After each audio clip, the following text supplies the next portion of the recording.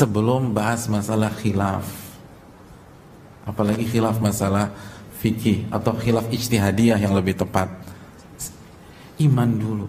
Banyak orang bicara masalah A, bahas masalah B, bahas masalah safar tanpa mahram, tapi iman kepada takdir kalau ditanya dia nggak ngerti. Iman kepada takdir ini nentuin surga neraka dia nggak tahu apa iman kepada takdir. Dia nggak tahu 4 tingkatan iman kepada takdir. Ini dulu yang dipelajari. Nabi nggak pernah bahas masalah itu. Sebelum ini sudah rampung, ini sudah mantap. Dan kalau ini kuat, hadirin, itu mau terima halal haram seribet apapun gampang. Sebagaimana Allah subhanahu wa ta'ala dan Rasulnya untuk membuat Madinah steril dari khamar hanya cukup 1 ayat 1 hari di Madinah. Steril. Semua yang punya stok khamar dia tumpahkan fi sukakil Madinah, ke jalan-jalan kota Madinah. Nggak ada yang membantah, nggak ada yang nolak, nggak ada yang komplain, nggak ada yang down, nggak ada yang galau. Minum khamar pada saat itu seperti minum teh atau kopi pada hari ini. Nggak bisa tanpa khamar. Tapi ketika akidah dipupuk selama belasan tahun, mereka sudah oke, mereka sudah mantap, Allah haramkan khamar 1 hari selesai. Bahkan yang terlanjur minum bukan mengucapkan alhamdulillah. Mungkin kalau kita terlanjur minum nih, minum glek khamar haram, alhamdulillahilladzi bi ni'mati tatimmus shalihat. Timingnya pas kan gitu ya. Timingnya pas.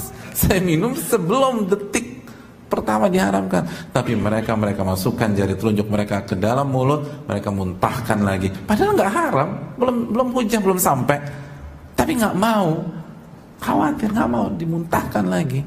Tapi kan butuh proses untuk mencetak orang-orang sekaliber itu, butuh proses. Nggak bisa 1-2 hari langsung, butuh proses. Kalau casing enggak, cepat casing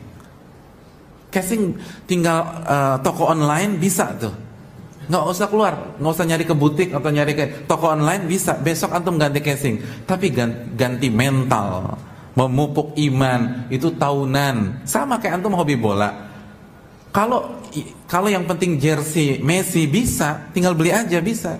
Tapi yang berat kan main kayak Messi itu susahnya minta ampun, itu yang susah. Kalau beli sepatunya Messi gampang, asal punya duit, hari ini bisa.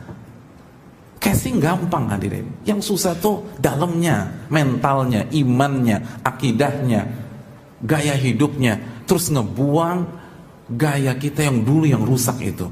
Itu kan udah mengakar. Orang yang berhijrah di usia 35 tahun, berarti kan 0 sampai 35-nya itu harus direformasi semua. Susah, nggak gampang. Itu artinya gini aja deh, simpel. Antum sudah terbiasa selama 15 tahun nulis pakai tangan kiri. Itu rubah tangan kanan gampang apa susah? Ya udah simpel aja. 35 tahun orientasi kita dunia, itu merubah ke akhirat nggak gampang. Memang pas dengar kajian mungkin pas banget, nangis, balik lagi lupa. Iya. Karena 35 tahun udah di otak kita.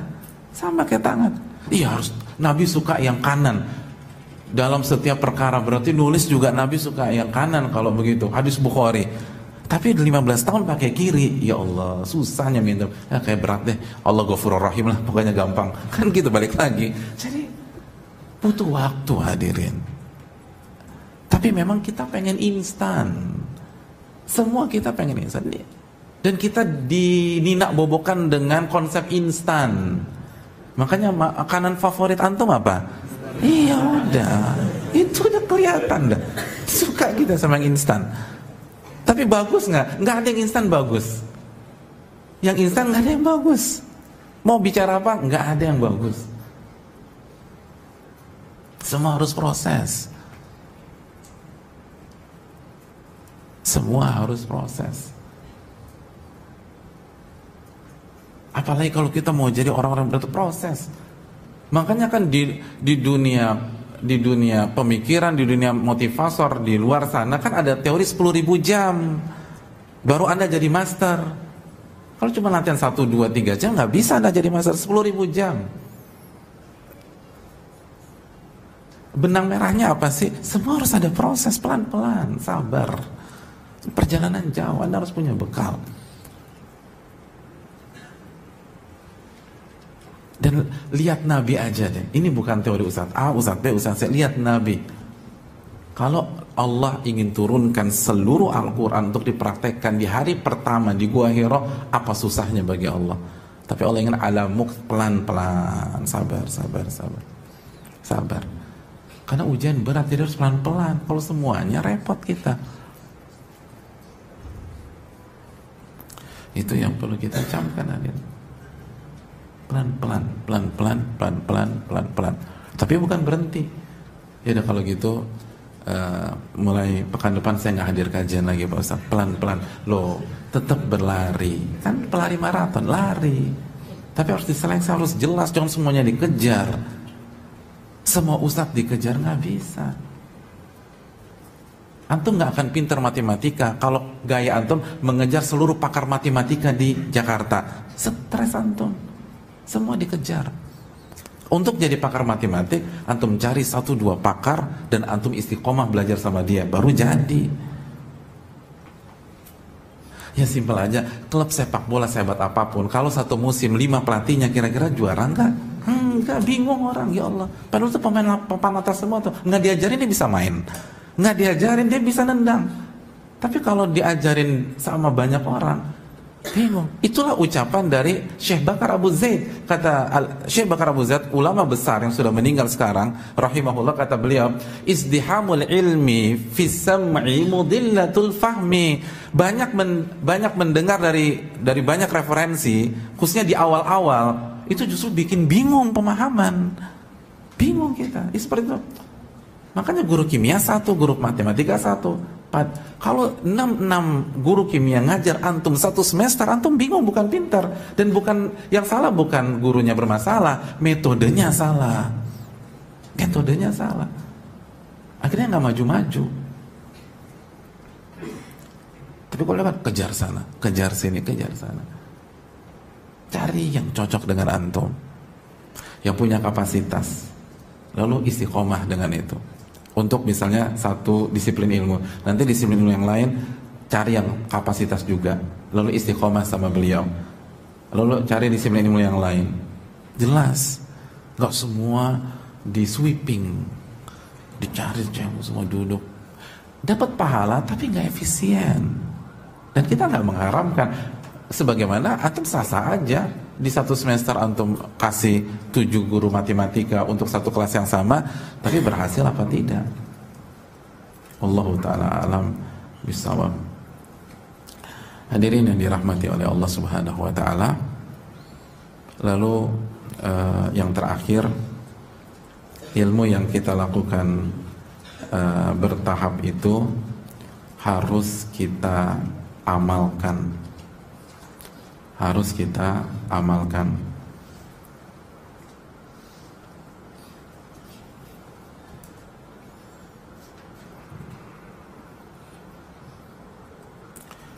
Harus kita amalkan.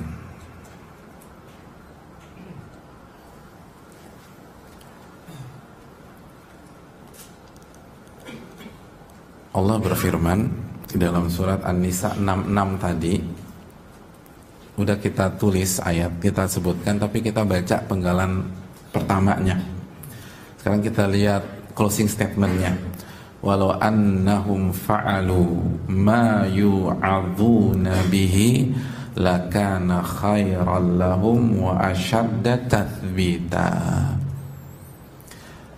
Kalau mereka mengamalkan apa yang mereka dapatkan dari nasihat, dari ilmu, maka itu yang terbaik buat mereka, dan asyadda tathbita, dan akan mengokohkan mereka, akan membuat mereka istiqomah dalam hijrah, mengokohkan, nggak terombang-ambing. Nah itu tadi, kenapa harus bertahap dalam ilmu? Karena ilmu itu bukan teoritis, ilmu itu bukan joke, ilmu itu walaupun disampaikan secara humoris boleh selama sesuai dengan dosis. Tapi ilmu itu bukan retorika, ilmu itu dapat diamalin. Kalau antum overdosis, berarti antum harus mengamalin juga secara overdosis, dan nggak sanggup. pelan-pelan, pelan-pelan. Nggak akan bisa pecah konsentrasi kita. Harus diamalin satu-satu, satu-satu, dan bertahap. Karena antum harus amalkan, baru antum akan istiqomah dalam hijrah. Antum bertahan. Kalau antum nggak amalkan, nggak akan bisa. Antum kayak belajar berenang, nggak pernah diamalin, nggak pernah masuk kolam, ya udah, tenggelam terus, gaya batu terus kalau ada apa-apa, nggak bisa. Nah, untuk bisa gaya itu kan bertahap. Harus latihan kaki dulu, pakai pelampung, kaki dulu yang gerak, tangan pegangan sama itu, kan gitu. Antum pernah ikut latihan renang nggak? Pernah kan? Siapa yang ikut latihan renang pertama kali gaya kupu-kupu? Yang pantatnya nungging, nggak bisa. Ya Allah, nggak bisa. Itu bertahap. Dan guru pelatih renang yang baik ketika punya anak baru 3 kali latihan, request gaya kupu-kupu, dia nggak akan ajarin, nggak akan ajar. Pelatih, saya ajarin gaya kupu-kupu, aku suka banget tuh sama kupu-kupu. Enggak, saya tambah deh biayanya 3 kali lipat. Enggak bisa. Kupu-kupu nanti ada waktunya. Tuh bab 20 tuh nanti aja. Karena kalau diajarin nggak bisa diamalin. Coba diajarin nih gaya kupu-kupu. Saya ajarkan gaya kupu-kupu, langsung dicemplungin di kolam 3 meter. Udah ditalkin aja tuh mati. Belum. Nggak bisa. Nggak bisa diajarin juga nggak bisa diamalin. Nggak bisa, percuma. Ngapain diajarin? Nggak bisa diamalin. Padahal untuk bisa sukses harus diamalin. Baru asyad dan tathbita, diamalin tuh. Belajar, diamalin, baru.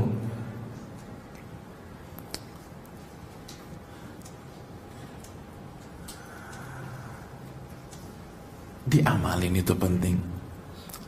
Banyak orang sibuk kajian A, kajian B, kajian C, itu kan waktu semua, apalagi Jakarta kemacetan. Akhirnya nggak punya waktu untuk ngamalin, nggak punya waktu untuk ngamalin. Bahkan dikomplain sama keluarganya, mama tuh sibuk kajian terus, itu kan begitu. Atau papa sibuk kajian terus. Harus ada waktu belajar, harus ada waktu mengamalkan. Kalau nggak akan istiqomah. Karena sekali lagi hadirin yang dirahmati oleh Allah Subhanahu Wa Taala, hijrah kita, semangat yang ada di dalam dada kita, euforia yang kita rasakan, kalau kita nggak pintar memanagenya akan hilang.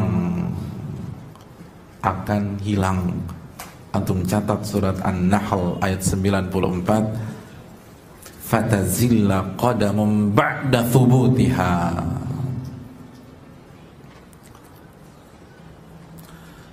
Dan kaki akan tergelincir setelah sebelumnya dia berdiri dengan kokoh.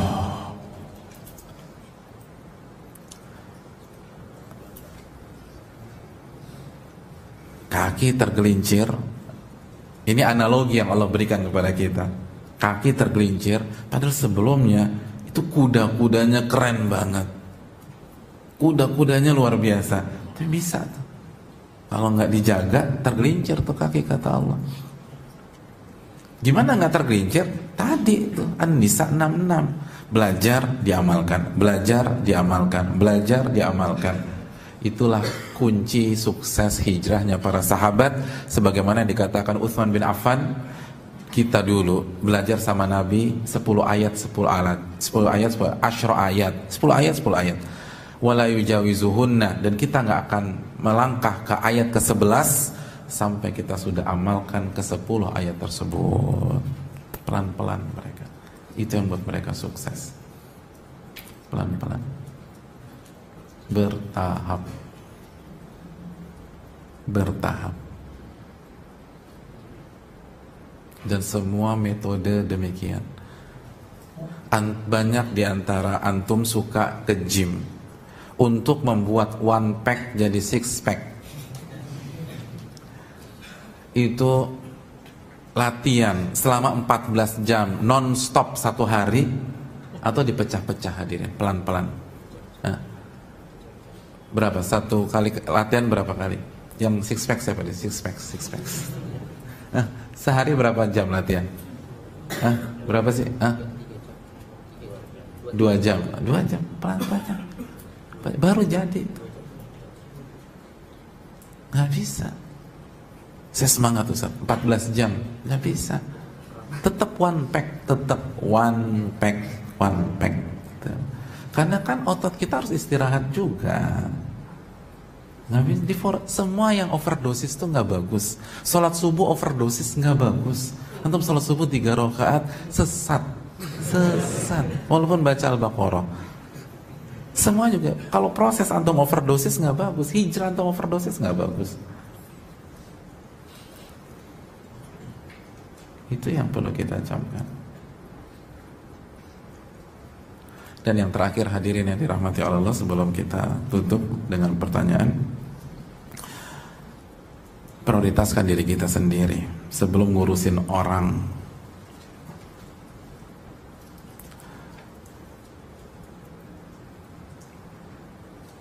Allah Subhanahu wa taala berfirman dalam surat Al-Maidah ayat 105, ya ayyuhalladzina amanu alaikum anfusakum, wahai orang-orang beriman, urus diri kalian sendiri.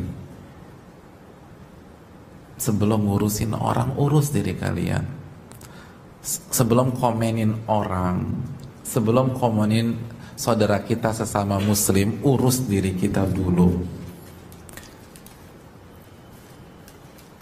Tapi kan tetap harus amar ma'ruf nahi mungkar, iya. Kan ada dunia kritik dalam Islam, betul, tapi bukan yang baru hijrah yang tampil. Itu untuk orang-orang yang ilmunya sudah kuat dan pakai cara yang santun. Yang baru hijrah 1 tahun, 2 tahun, 3 tahun, itu bukan kapasitas. Urus diri kalian sendiri dulu. Urus. Ibda binafsik, kata Nabi. Mulai dari diri Anda. Bukan bicarakan kajian A, kajian B, kajian C, Ustadz A, Ustadz B, Ustadz C. Sedangkan syarat la ilaha illallah aja kita nggak tahu. Nggak tahu tuh. Kalau ada yang nanya kita hari ini, nggak tahu kita syarat la ilaha illallah. Buat apa ngurusin orang? Alaikum anfusakum. Toh setiap kita bertanggung jawab di hadapan Allah. Kalau perlu amar ma'ruf nahi mungkar, ada pihak yang punya kapasitas untuk mengerjakan hal tersebut. Kita yang baru hijrah, alaikum anfusakum. Jangan suka komenin orang, bicarain orang, buka aib orang, fitnah orang, gibahin orang, atau urus masalah orang.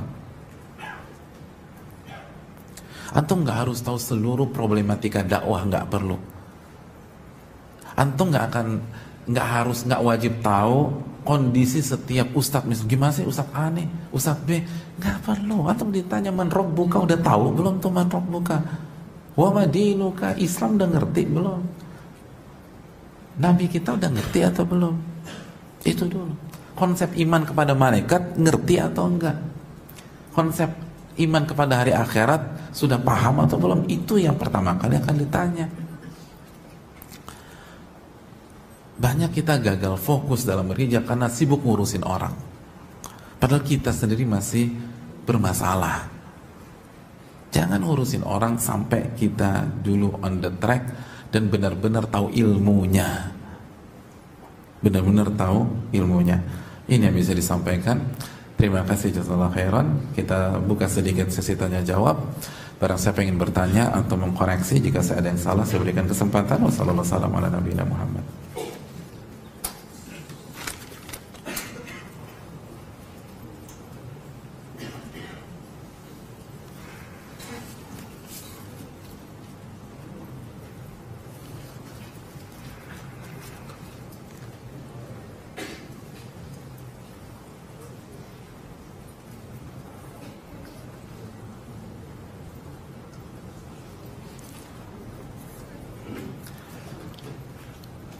Mohon penjelasannya Ustadz, bagaimana cara menyikapi perasaan terhadap lawan jenis ketika awal berhijrah. Jazakallah Ustadz. Barakallahu barakallah. Yang pertama, kembali kepada firman Allah yang terakhir kita katakan, alaikum anfusakum, urus diri kalian terlebih dahulu. Sebelum kita ketika kita baru hijrah, ini kan pertanyaannya di awal hijrah ya, banyak PR, jadi nggak usah urusin itu dulu, urus diri kita sendiri dulu. Bukan menunda pernikahan misalnya, tetapi al ilmu qabla al qawli wal amal, kata Imam Bukhari, ilmu dulu sebelum berbicara dan beramal. Perbaiki diri kita dulu sebelum bicara yang lain, atau sebelum bicarakan pihak lain. Dan kalau kita ingin mendapatkan sesuatu yang berkualitas, kita harus menjadi orang yang berkualitas. Kita harus menjadi orang yang berkualitas. Dan kita nggak akan bisa jadi orang yang berkualitas kecuali kita fokus di bidang tersebut. Kalau tentang agama, tentang hijrah, kita fokus dengan hijrah kita.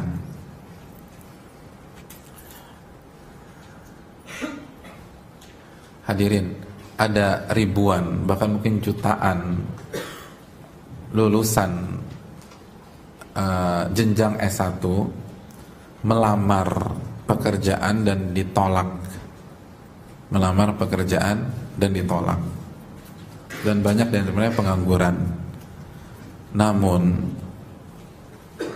ada segelintir orang tanpa harus melamar,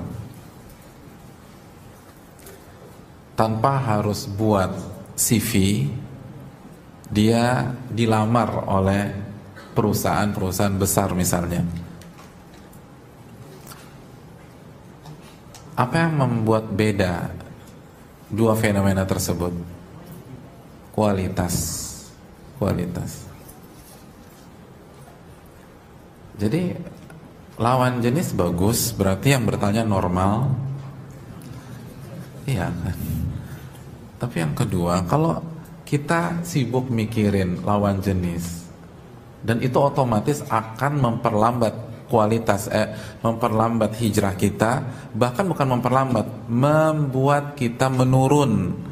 Jangan berharap dapat yang bagus, gitu aja. Jangan berharap dapat yang bagus. Jadi perbaiki diri kita. Dan close, jangan dibuka. Tutup. Awal hijrah itu belum siap untuk membangun sebuah hubungan yang tidak mudah. Jadi ditutup. Walaupun dengan dalih mendakwahi, sama-sama hijrah, sama-sama belajar, sama-sama tahsin. Enggak, jangan. Ditutup. Kalau antum buka, antum akan terfitnah.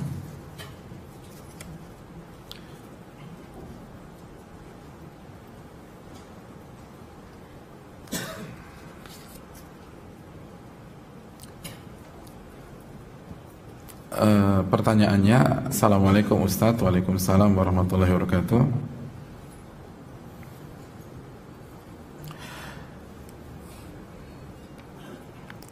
Apakah dalam Islam mengenal istilah hijrah berkali-kali? Ketika dia jatuh dalam hijrahnya, lalu dia bangkit dan berhijrah kembali.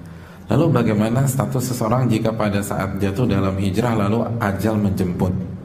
Ketika berhijrah, meninggalkan maksiat di masa lalu, apakah harus bertahap atau langsung sekaligus? Jazakallahu khairan katsiran. Terima kasih. Ya, hadirin yang dirahmati oleh Allah, yang pertama, hijrah berkali-kali itu ada.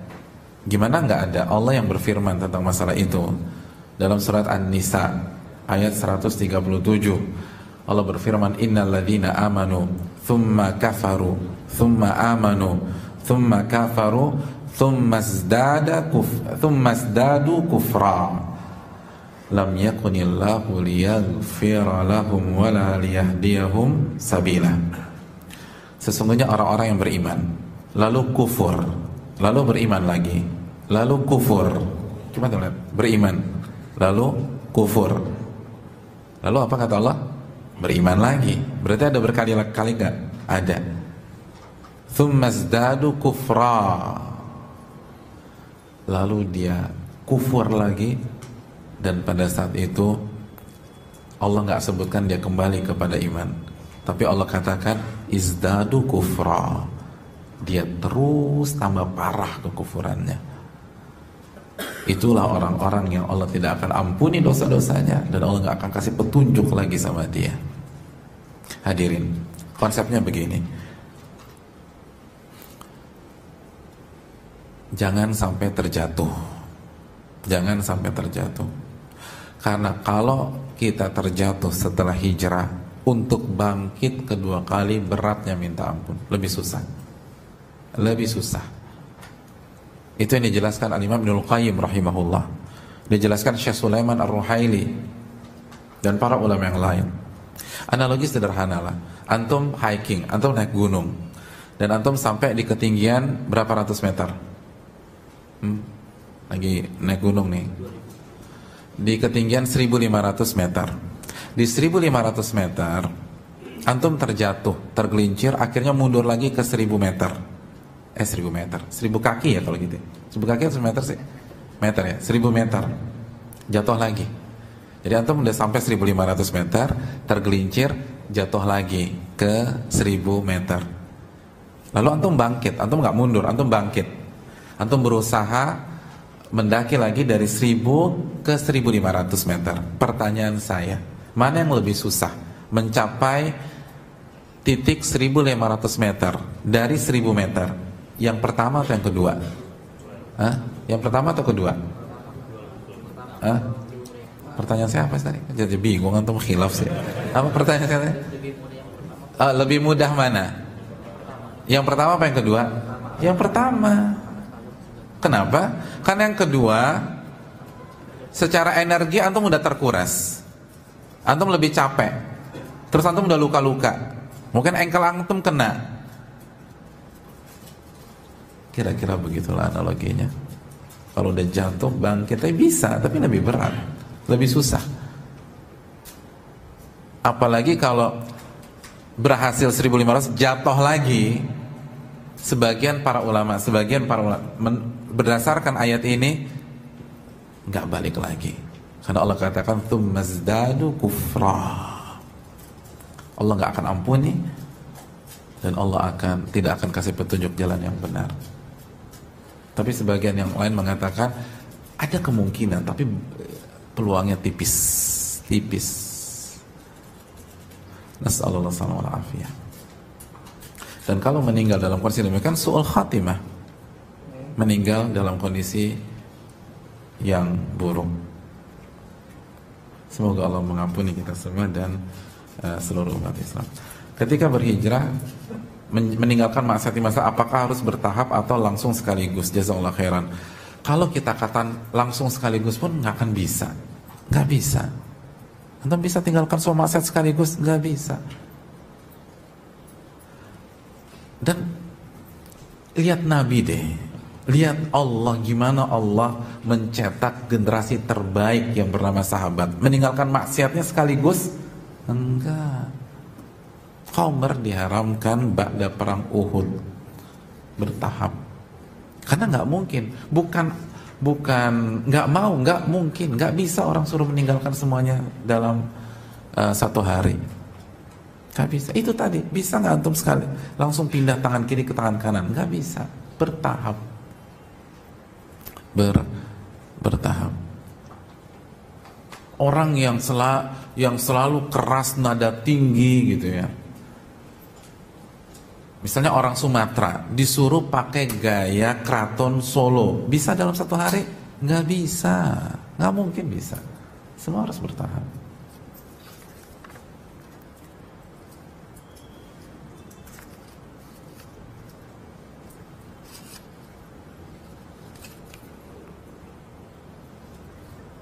Assalamualaikum. Waalaikumsalam. Ustadz, saya mau mencoba meninggalkan komunitas saya sebelum hijrah dari 2 tahun yang lalu, tapi saya merasa belum mendapatkan ganti teman-teman yang lebih baik seakrab yang dulu. Jadi saya masih suka kesepian, tapi saya sudah bertekad tidak mau kembali ke sana. Tapi kadang suka galau juga. Ustadz, curhat sama Allah, kok lama rasanya dikasih ganti yang lebih baik. Jazakallahu khair. Kok lama rasanya dikasih yang lebih baik? Udah berapa puluh tahun sini? Oh, 2 tahun ya Allah. 2 tahun masih lama. Masih lama. masih orang 15 tahun, 20 tahun diuji sama Allah. Orang 30 tahun. Makanya Nabi SAW ketika diminta sebagian para sahabat untuk menyegerakan pertolongan Allah, apa kata Nabi SAW? Innakum qaumun musta'jilun. Kalian tuh kaum yang suka tergesa-gesa. Umat sebelum kalian itu digergaji menjadi dua dan mereka sabar. Kata Nabi, umat sebelum kita tuh digergaji sehingga terbelah jadi dua dan mereka nggak ngeluh sama Allah Subhanahu Wa Taala. Jadi sabarlah. Dan insya Allah akan ganti, yakin itu. Tapi nggak harus dalam waktu yang singkat. Ustadz, bagaimana kalau kita keluar dari pekerjaan kita sebelumnya, tapi kita menunggu ada pekerjaan penggantinya karena memikirkan harus menafkahi orang tua dan ingin melunasi hutang-hutang orang tua? Terima kasih, jazakallah khairan. Hadirin, kalau iman antum kuat, clear ini masalah. Ini masalah iman. Antum yakin gak sama Allah? Ketika Nabi Ibrahim disuruh menyembelih Ismail, Nabi Ibrahim request gak sama Allah, ya Allah, tunggu sampai Ishak lahir ya. Saya cuma punya atuk nih, cuma punya satu, tunggu dong. Tunggu sampai anak saya yang kedua lahir, baru saya sembelih deh. Enggak. Ya abati fa'al ma tu'mar. Pertanyaan, beriman atau enggak? Hadirin, di situ letak ujiannya. Kalau antum pindah setelah antum mendapatkan ganti, itu bukan hijrah. Itu bukan hijrah. Itu comfort zone. Antum main aman. Hijrah itu keluar dari zona aman, itu hijrah. Hijrah intinya keluar dari zona aman. Ketika Abu Bakar, Abdurrahman bin Auf, Utsman yang kaya-kaya hijrah ke Madinah, mereka keluar dari zona aman mereka. Mereka nggak tahu gimana harus menghidupi diri sendiri dan anak-anak. Tapi kalau Allah suruh berangkat ke Madinah, berangkat ke Madinah. Abu Bakar, Utsman nggak suruh utus anak buahnya dulu ke sana, bangun bisnis dulu. Begitu bisnis sudah kuat di sana, baru mereka datang. Enggak kan, bukan begitu. Antum sendiri baca sejarahnya. Berangkat, baru di sana ngerintis. Itu seninya hijrah tuh di situ. Hijrah itu keluar dari zona aman. Dan memang pola pikir orang-orang terbaik, orang-orang hebat, itu kan selalu keluar dari zona aman. Kalau dia selalu main di zona aman, kapan dia jadi pengusaha besar? Orang-orang terbaik adalah orang di bisnis misalnya menginvestasikan miliaran bahkan triliunan. Itu kan gak aman. Itu keluar semua dari zona aman. Kalau dia mau jadi aman ya PNS. Tapi dia gak akan jadi tokoh besar. Dan itu kan pola pikir orang kita dulu. Pokoknya aman, pensiun, dapat uang pensiun, begitu. Boleh kalau dalam urusan dunia. Dalam masalah ini itu hak antum yang akan antum bertanggung jawab di hadapan Allah. Tapi konsepnya bukan demikian. Konsepnya keluar dari zona aman. Itu hijrah. Lalu kita lihat bagaimana Allah Subhanahu Wa Taala memperlihatkan keajaiban-keajaibannya kepada kita. Itu dalam, hadirin. Antum akan lihat sendiri. Makanya kan kata Allah, wattaqullah wa yu'allimukumullah. Bertakwalah kepada Allah, lalu Allah akan langsung ajarin kamu. Ajarin seperti antum akan diperlihatkan sama Allah bahwa janjinya tuh bener dan itu ngenaknya luar biasa. Itu dalam tuh. Itu udah nendang atau nendang pakai jurus apa lagi kalau udah begitu. Iya. Itu orang nangis gitu ketika ditolong sama Allah Subhanahu Wa Taala. Karena selama ini dia hanya dengar teori kan. Kalau benar-benar rasanya kan, subhanallah. Iya bener ya pertolongan Allah. Akhirnya didapat tuh ilmu. Allah Ta'ala misal.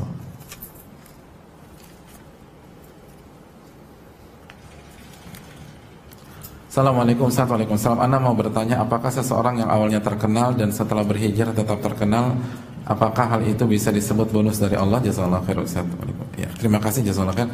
Iya, insya Allah. Tapi jujur kita sama lo, kita pengen terkenal apa enggak setelah hijrah? Kita memang cari popularitas apa enggak?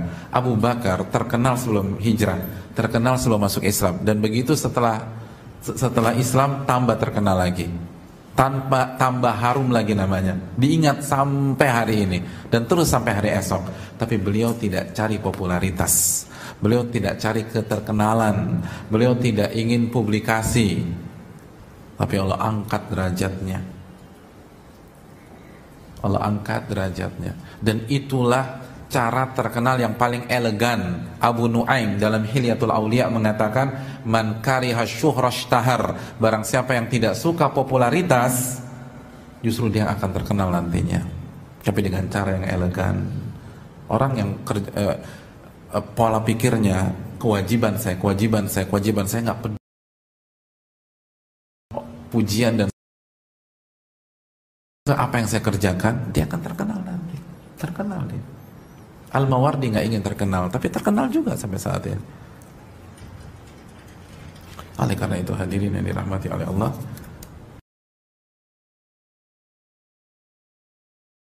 Anda pengen terkenal apa enggak? Dan itu harus jujur loh, harus jujur. Kalau Allah tahu kita masih pengen panggung, kita masih pengen terkenal, Allah nggak berkahi hijrah kita. Dan kita nggak usah nilai orang, kita introspeksi saja diri kita sendiri.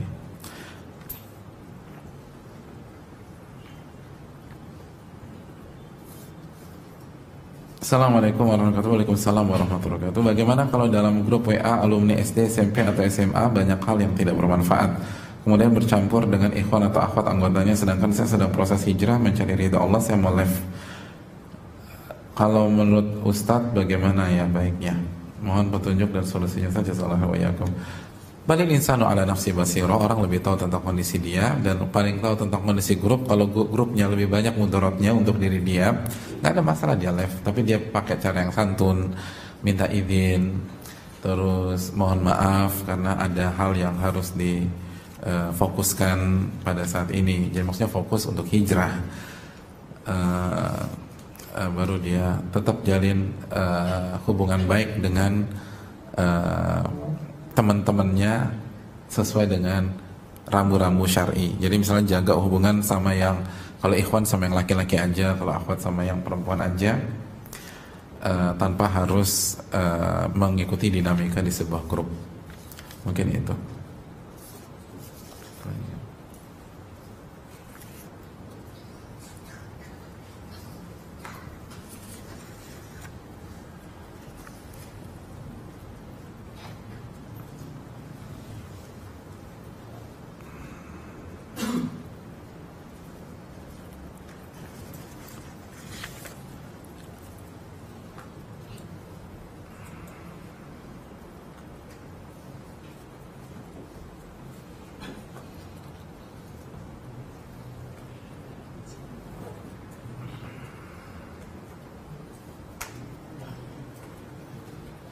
Assalamualaikum warahmatullahi wabarakatuh. Bagaimana jika kita dilarang memakai cadar di dalam kampus yang notabene kampus Islam, tetapi yang melarang dari dosen parodi? Kebetulan saya masuk ke parodi sastra Cina, dan dosen tersebut melarang karena katanya aneh karena lingkungan kita di lingkungan orang asing. Tapi ketika saya bertanya pada rektor bilang tidak ada larangan memakai cadar di kampus. Ini bagaimana Ustadz hukumnya jika saya tetap memakai cadar di kampus? Terima kasih jazakallah kepada ukhti yang bertanya. Yang pertama, beliau harus diapresiasi karena berusaha mengamalkan salah satu sunnah Nabi Shallallahu Alaihi Wasallam.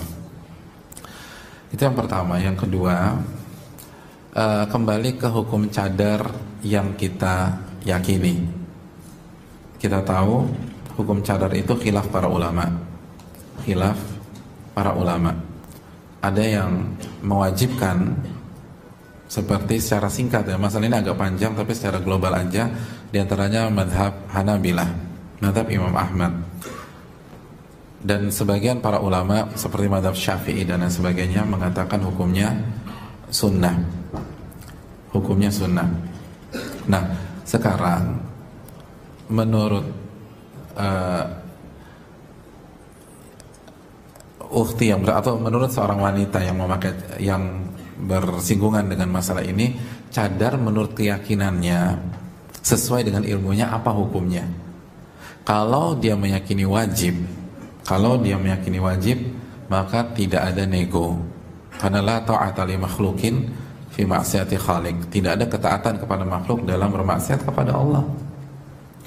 Tetapi kalau yang dia rajihkan hukumnya sunnah, maka ada lebih kelonggaran. Jadi yang harus kita pastikan hukum cadar yang kita yakini itu apa. Karena Allah berfirman dalam surat Al-Maidah ayat 48, fahkum bainahum bima anzalallah. Berhukumlah di hadapan manusia dengan apa yang Allah turunkan. Kata para ulama usul fikih, kalau masalahnya tidak ada khilaf, masalahnya ijma, atau kalau ada khilaf lemah dalam ilmu fikih, atau dalam ilmu fikih pendapat yang syadz, yang nggak dianggap, ada khilaf tapi nggak dianggap syadz, maka jelas kita harus ikut dalil. Itu makna hadis tersebut. Tapi kalau khilafnya kuat, makna Al-Maidah ayat 48 ini adalah berhukumlah di tengah-tengah manusia dengan hukum yang Anda yakini itu hukum Allah. Walaupun bagi keyakinan yang lain mungkin itu bukan hukum Allah karena dia merojihkan yang lain. Bisa dipahami tidak? Jadi Allah kan mengatakan fahkum bainahum bima anzalallah. Berhukumlah di tengah-tengah manusia dengan hukum Allah. Kalau dalilnya jelas, hadisnya jelas, tidak ada khilaf, ijma misalnya, atau kalau ada pendapat lain, pendapatnya syadz yang nggak dianggap, maka jelas kita harus berhukum dengan apa yang dikatakan oleh dalil. Tapi kalau masalahnya khilaf, seperti cadar misalnya, maka berhukumlah sesuai dengan apa yang Anda yakini bahwa itu hukum Allah.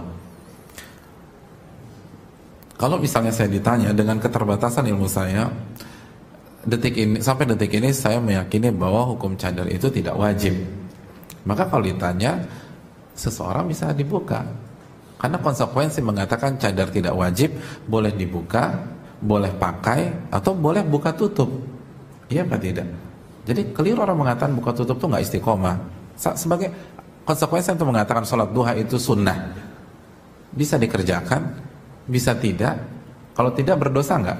Enggak kan? Atau Senin dikerjakan, Selasa mungkin sibuk ada rapat atau nggak sholat duha, lalu Rabu dikerjakan lagi. Atau puasa Senin Kamis, ketika kita mengatakan sunnah, antum bisa puasa Senin Kamis terus-terus, atau antum nggak puasa sama sekali seperti Aisyah nggak puasa sama sekali sebagaimana pandangan sebagian para ulama, karena sibuk mengurus Nabi SAW. Itu dijelaskan Al-Hafidz Ibnu Hajar. Atau pekan ini puasa Senin Kamis, pekan depan tidak, bulan depan puasa, dan seterusnya. Bisa dipahami? Jadi kalau ini begini konsepnya, ini juga begini konsepnya. Jadi kalau saya ditanya, saya menjawab sesuai dengan apa yang saya rojihkan dengan keterbatasan ilmu saya. Tapi saya sarankan si ukhti fight dulu. Jadi kita bicara the worst case lah. The worst case kalau benar-benar harus buka, aman. Karena cadar itu artinya tidak berdosa, maksud saya tidak berdosa karena cadar itu tidak wajib. Tapi perjuangkan aja dulu. Dan bicara ke sistem, bicara ke peraturan, bicara dari sisi legal. Kan ini jelas. Apa rektor bilang nggak ada peraturan? Ya udah, jalan aja dulu. Di ini kan cuek aja. Minta, kalau saya akan buka tapi tolong kasih peraturannya. Karena kalau ada peraturan al-muslimun ala syurutihim, seseorang terikat dengan MOU yang sudah dia sign. Ketika kita masuk kampus, kita masuk kantor, kan ada MOU, betul apa tidak? Iya. Kita selama ini sholat duha terus ketika belum masuk kerja. Tapi begitu masuk kerja, peraturannya adalah kerja harus benar-benar fokus dan nggak boleh ke musola sampai jam 12. Berarti kita tinggalkan nggak sholat duha tersebut? Ya, dan itu diperbolehkan karena al-muslimuna ala syurutihim, dan itu bukan yang wajib. Jadi yang sunnah itu bisa dimundurkan kalau ada yang wajib, dan salah satu yang wajib komitmen dengan MOU. Komitmen dengan MOU itu wajib. Aufu bil uqud, kata Allah. Ya ayyuhalladzina amanu aufu bil uqud, dalam awal surat Al-Maidah. Wahai orang-orang beriman, komit dengan perjanjian Anda. Dan kita punya perjanjian dengan kampus ketika kita masuk. Satu-satunya yang membuat kita tidak komit kalau itu maksiat. Selama itu bukan maksiat, kita harus komit. Tapi lagi-lagi kalau nggak ada, perjuangkan. Walaupun dinyinyir dan seterusnya, jangan baper. Antum santai aja. Walaupun kalaupun senyum nggak ada yang tahu. Ya kan pakai cadar, senyum pun nggak ada yang tahu. Tapi tenang aja, bilang Pak, saya hargai Bapak benar deh. Saya akan buka kalau ada peraturan. Kan kita diajarin ilmiah di kampus ini.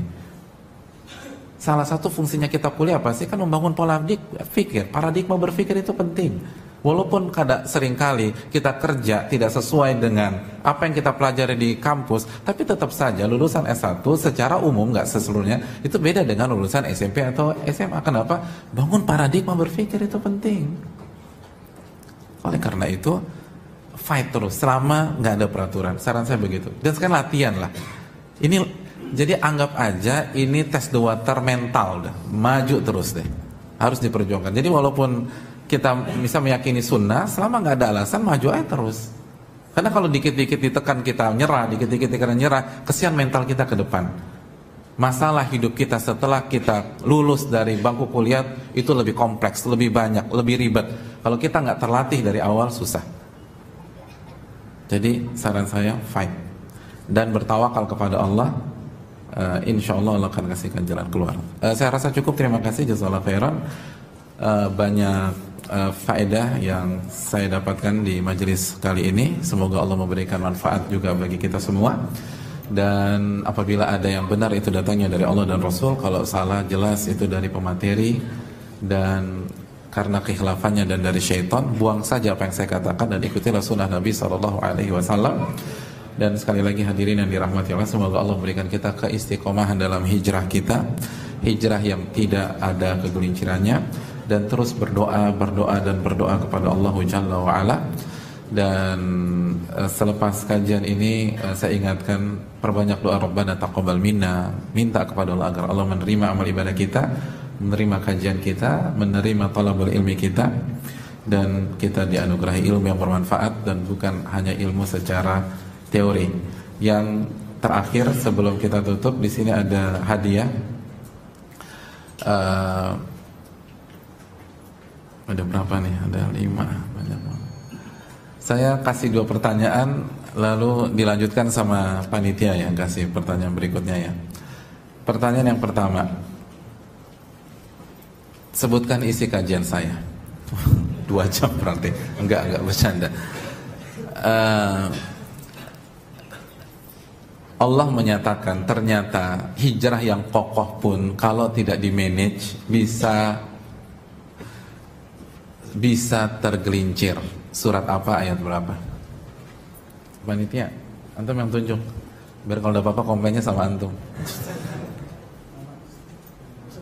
Jangan antum. Siapa yang angkat tangan duluan?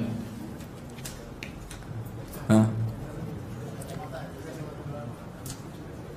Yang kacamata saya dong berarti. Ya. Ya silakan. Masya Allah, An-Nahl ayat 94. Bunyinya? Dapat. An-Nahl ayat 94. Fadal. Ini berat sekali. Masya Allah, Musaf, ini hadiah yang luar biasa.